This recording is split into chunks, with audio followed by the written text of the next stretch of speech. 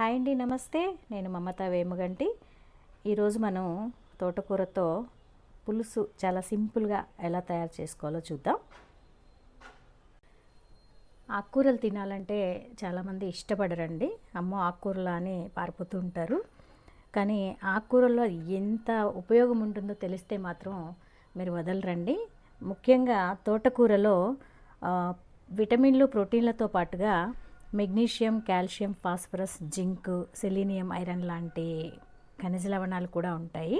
So కాబట్టి ఇన్ని ఒకే తోటకూరలో వస్తున్నాయి కాబట్టి తప్పకుండా ఒకసారి మీరు కూడా ట్రై చేయండి. ఈ తోటకూర పులుసుకి నేను చిన్న కట్టలు బయట అమ్ముతారు కదా, అవి 4 తీసుకున్నాను. తీసుకొని శుభ్రంగా కడుక్కొని కట్ చేసుకున్నాను. ఒక కుక్కర్లోకి తీసుకుంటున్నాను.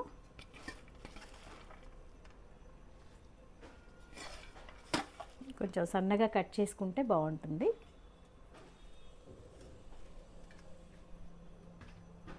అలాగే ఒక మీడియం సైజు ఉల్లిపాయ సన్నగా కట్ చేసుకున్నాను. 2 పచ్చిమిరపకాయలు కూడా సన్నగా కట్ చేసుకున్నాను.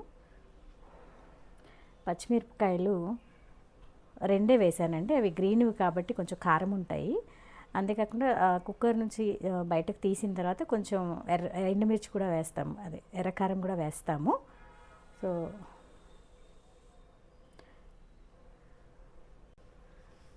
పచ్చిశనగపప్పు ఒక మినిమం 1 అవర్ అన్నా నానాలి.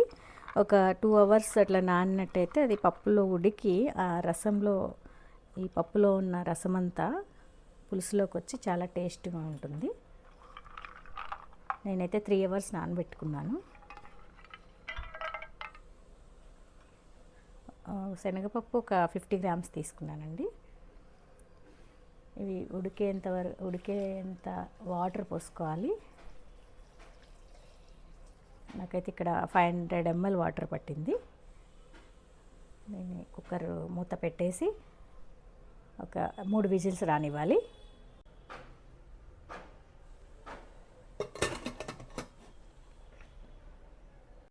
సో కుక్కర్ మూత ఓపెన్ చేస్తున్నాను. సరే, ఈ పప్పు గుత్తితో ఇలా మెదుపుకోవాలి. శనగపప్పు అంతా కూడా మంచిగా ప్రెస్ అయ్యి ఆ లోపల ఉన్న పప్పు అంతా బయటకు వస్తుంది.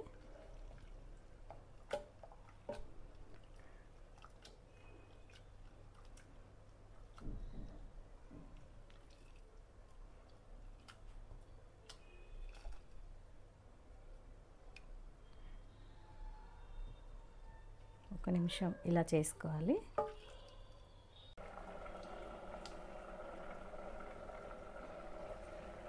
సో పప్పు, ఆకుకూర బాగా ఉడికిపోయింది.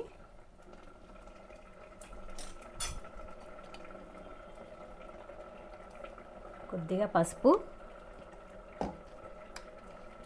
పచ్చిమిరపకాయలు వేసాను కాబట్టి కారం కొంచెమే వేసుకుంటున్నాను, 1 స్పూను. అలాగే తగినంత ఉప్పు,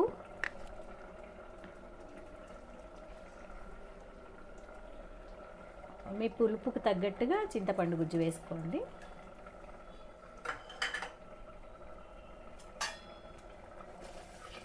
మొత్తం అంతా కలుపుకొని ఇంకొక 2 మినిట్స్ ఉడకనిద్దాము.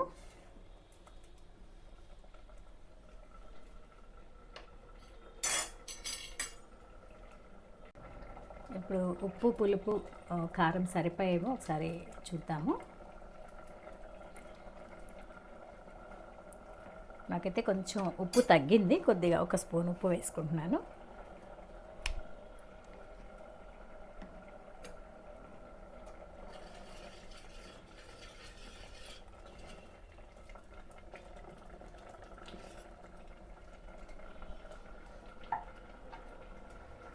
పులుసు బాగా ఉడికిపోయింది. పోపు పెట్టుకుందాము. పోపు వేసుకుందాము.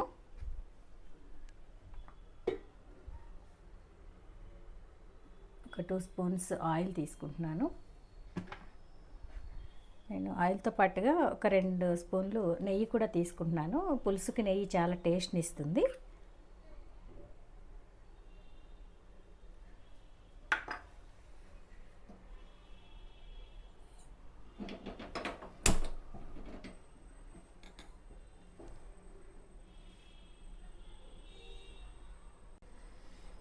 వేడైందండి, పప్పు గింజలు వేసుకుందాం.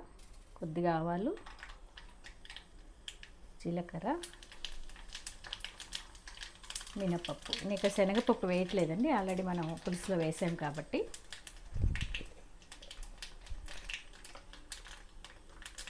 రెండు ఎండుమిరపకాయలు, కొద్దిగా ఇంగువ, చిటికెడు మెంతిపిండి,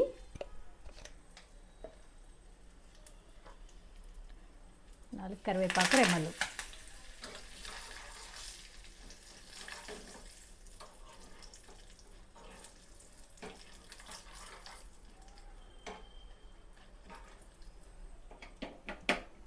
పోపు రెడీ అయిపోయిందండి, పులుసులో వేసుకుందాము. పోపుని పులుసులో వేసుకుంటున్నాను. మొత్తం అంతా కలిపేసుకుందాము. తోటకూర పులుసు రెడీ అయిపోయిందండి, ఒక బౌల్లోకి తీసుకుందాము.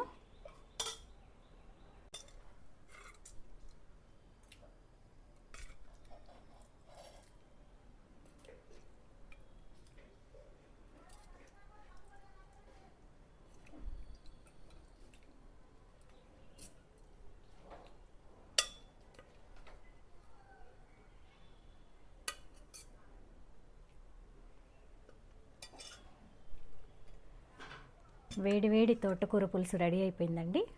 మీరు కూడా ఒకసారి ట్రై చేయండి, ఎలా ఉందో కామెంట్ రూపంలో తెలియచేయండి.